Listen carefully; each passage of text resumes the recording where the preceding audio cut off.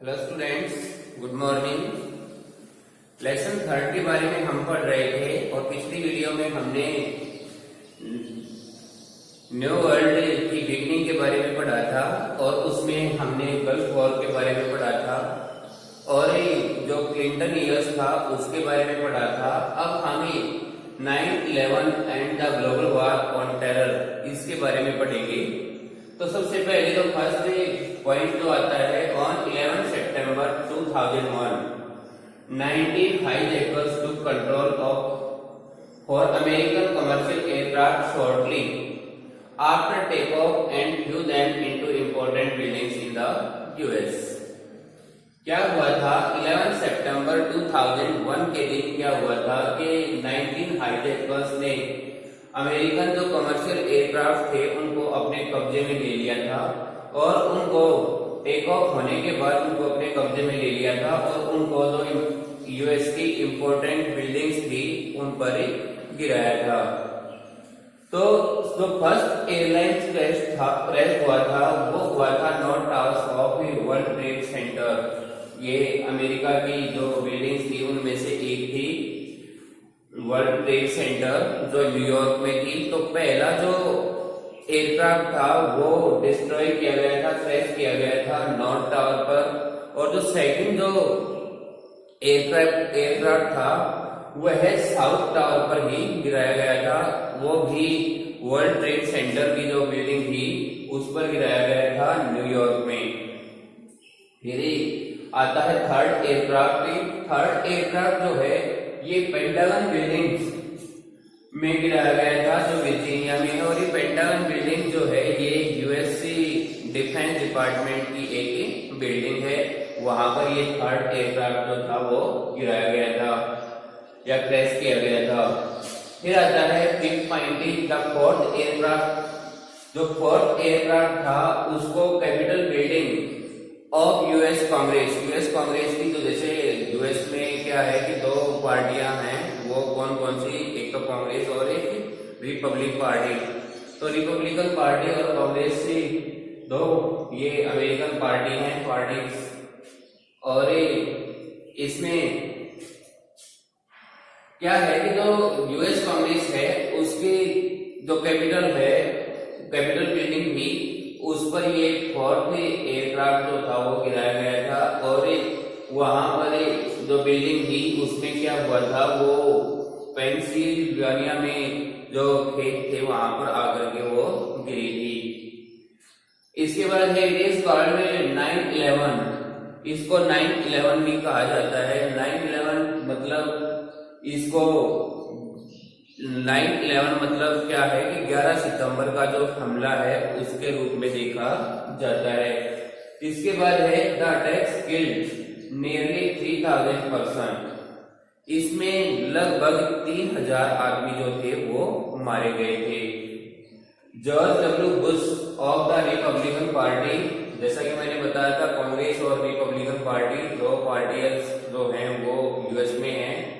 तो George W Bush जो Republican party से थे, unlike Clinton, Bush had a much harder view against the terrorist. तो Bush के जो विचार थे टेररिस्ट के खिलाफ वो बहुत ज्यादा सख्त थे, और उन्होंने एक ऑपरेशन की स्टार्टिंग की थी जिसका नाम था ऑपरेशन एंड्यूरिंग फ्रीडम, और ये अल कायदा और तालिबानिज्म इन अफगानिस्तान उसके खिलाफ चलाया गया था। और ये अल कायदा और तालिबान जो है ये क्या थे, ये टेररिस्ट ऑर्गेनाइजेशन थे, यानी कि आतंकवादी संगठन थे।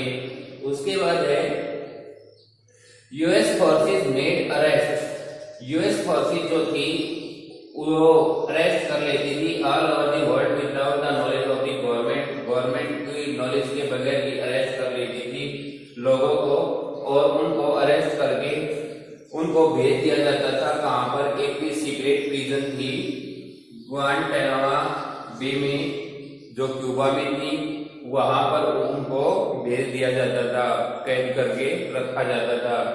फिर इसके बाद आता है द इराक इन्वेशन। तो इराक इन्वेशन जो था वो अमेरिका ने किया था, इराक पर हमला किया था। ऑन 19 मार्च 2003 यानी कि 19 मार्च 2003 को US launch a war against Iraq. US ने इराक के खिलाफ युद्ध छेड़ दिया था और उसमें क्या किया गया था, उसका नाम दिया था, एक कोड नेम रखा गया था इस इराकी युद्ध का, जिसका नाम था operation Iraq freedom. Operation Iraq freedom.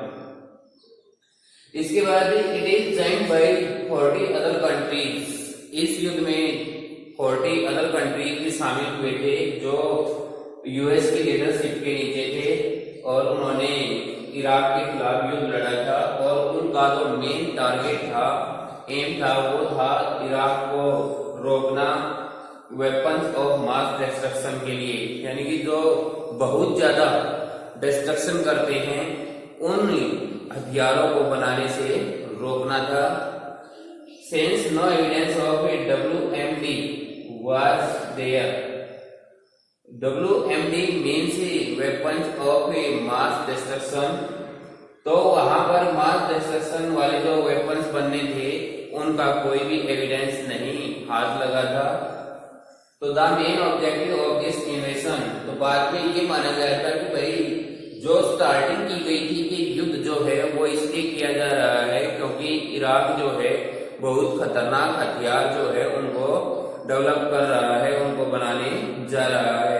और जो 40 अदर कंट्रीज थी उनका भी यही मानना था और इसलिए वो अमेरिका के सपोर्ट में खड़े हो जाते हैं और इराक को वो खतरनाक हथियार बनाने से रोकने का प्रयास करते हैं। लेकिन बाद में पता लगता है कि भाई इराक ने ऐसा कुछ भी नहीं किया और जो ये मास डिस्ट्रक्शन वाले जो वेपन्स थे उनको बनाने का कोई भी एविडेंस जो है उनके हाथ भी नहीं लगा। तो बाद में जो पता लगा था कि भाई जो मेन ऑब्जेक्टिव ऑफ इन्वेशन था, युद्ध का जो मेन ऑब्जेक्टिव था, उद्देश्य था, वो क्या था, to control Iraqi outfield and installing a regime friendly to the US. कि इराकी जो आउटफील्ड था उस पर कब्जा करना था और इराक में ऐसी सरकार का बनना जो अमेरिका के फेवर में हो, यानी कि अमेरिका इराक में ऐसी सरकार बनाना चाहता था जो उसके फेवर में काम करे।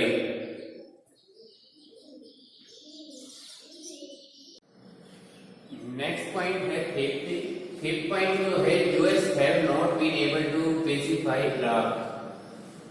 इस युद्ध के बाद भी यूएस जो है वह इराक में शांति स्थापित करने में असफल रहा, यानी कि वह उसमें शांति नहीं बना सका। नेक्स्ट पॉइंट दिया, a full flash insurgency against US was ignited in Iraq. कि एक फुल फ्लैश इंसर्जेंसी, एक पूरा विद्रोह जो था ना वो इराक में हो गया था और अमेरिका के खिलाफ जो विद्रोह की इग्निटेड मतलब सुलगाना, विद्रोह की जो आग थी वह इराक में सुलग उठी थी। उसके बाद है, while the US has lost over 3000 military in the war, US को 3000 अपने सैनिक जो थे वो गंवाने पड़े थे, यानी कि 3000 सैनिक उसके मारे गए थे। और इराक जो थी उसमें भी क्या था कि वहां पर भी जो सिविलियंस मिलाकर के सारे 50,000 के आसपास लोग जो थे वो मारे गए थे। तो इस इन्वेशन में बहुत ज्यादा नुकसान जो हुआ था वो इराक का हुआ था, क्योंकि यहाँ पर 50,000 के आसपास जो थे वो लोग मारे गए थे और अमेरिका से 3000 लोग मारे गए थे। उसके बाद है, व्हाट डज हेजेमनी मीन। जो हेजेमनी वर्ड है इसका मीनिंग क्या है, तो हेजेमनी के बारे में हम पहले भी पढ़ चुके हैं। हेजेमनी मीन सुपर पावर, या पहले बताया था कि जो दादागिरी होती है उसको हेजेमनी बोलते हैं।